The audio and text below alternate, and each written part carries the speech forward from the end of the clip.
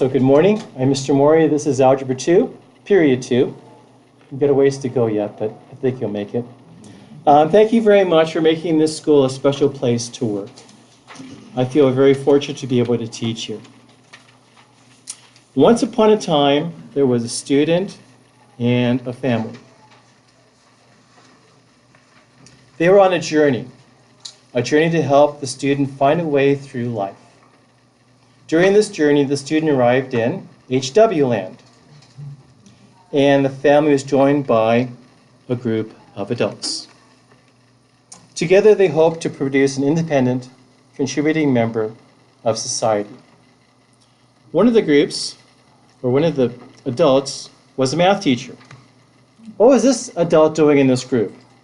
The student was going to be a math teacher, you hope. So why did this student need to sit under the direction of this adult? Well, this teacher thought he could use mathematics to teach life lessons.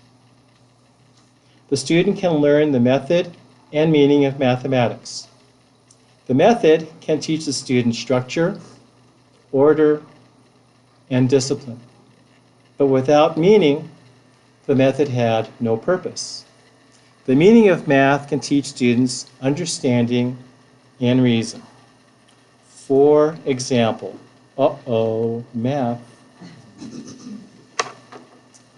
X squared times x cubed. Relax, no quiz, no test, no raising hands, but right now you're thinking, many of you, do I add or multiply the exponents? What's the rule? And that's method. And you do add the exponents. But in one ear, out the other, right? What does x squared mean? X times x. What does x cubed mean? X times x times x. I think you can count. It's x to the fifth. You don't need a rule. I don't like rules because they are here today, gone tomorrow. But if they understand what exponents mean, they've got that forever. And my hope is they'll do better on especially the final exam they have to remember for a while, you know.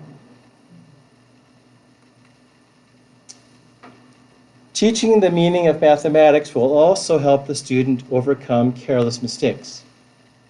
You know, I'd be a pretty good math student, except I make. Careless mistakes occur when we just follow the method without thinking. Rules, like we just saw, formulas, shortcuts, copying, canceling, which I hate, and calculators do not require thinking. They're just methods. Meaning requires thinking and understanding. And I found this, but you know, you never know if this is really Einstein or not. But it said, education is not the learning of many facts, but the training of the mind to think. And that's my intent. I also want to teach them organizational skills, which they hate. And I have them keep a portfolio, which they have to keep in a very precise order.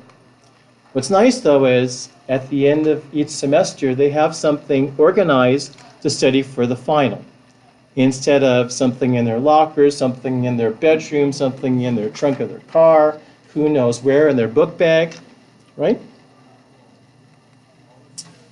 I'm also going to work with you folks to teach your student accountability.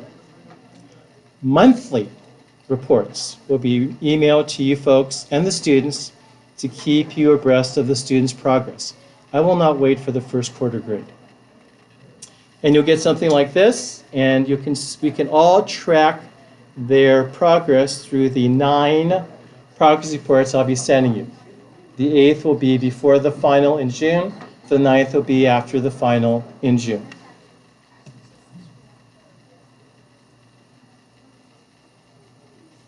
You might also, during this process, consider a tutor. The question you have to ask yourself is the tutor going to teach method and meaning, or only practice method? There's a chair next to my desk. I sit in the big one. And I'd like to have the first crack at helping your student and not a tutor, because I know what I'm doing. Well, I think I know what I'm doing. The school has provided me with this wonderful tool to communicate with a student called the Hub. I get to post the daily calendar, actually the monthly calendar. They know what's coming every day. Notes, videos, and assignments. So if they're absent, no excuses. They can download the notes, kind of like church blank notes. Then they watch the video. It's me, not somebody else. And they can take the notes as if they were in class, as if they didn't have to come to class. But even if they come to class, they watch the videos. Because let's face it, how much of what they hear the first time sinks in? So now they can rewind me, they can pause me, I guess they can slow-mo me, or fast-mo, whichever they want to do. But it's a wonderful tool, and they can come back not missing a beat. The dean will join this group, and we'll start to plan their journey to Big U Land. At Big U Land, well, so then here is the course they're at now, Algebra 2. Next year, we have a pre-calculus course for them to take, and then AP classes down the road, hopefully, or non-AP, depending on what they want to do. Lots of options. It's Harvard-Westlake, right? So the plan is to be able to have the student stand alone. Well, no, you'll still be there. It is my hope that we will all live happily ever after through this year. Have a great year.